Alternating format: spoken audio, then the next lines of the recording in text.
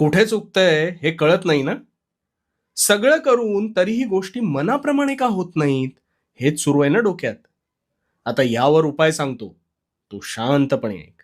आणि हो, नुसता ऐकू नकोस, तो कृतीत सुद्धा आण. तू कधी स्वतःचं कपाट पाहिलंयस का रे? आता तू म्हणशील, ते मी रोजच पाहतो, त्यात काय? अरे त्यातूनच आता तुझ्या मनातले प्रश्न सोडवतो बघ. ते जे तुझं कपाट आहे, ते प्रचंड भरलेलं असेल ना? पण कधीतरी त्यातल्या नको असलेल्या गोष्टींचा विचार केलायस का? नाही. निव्वळ ते कपाट भरण्याच्या मार्गावर तू आहेस. हो की नाही?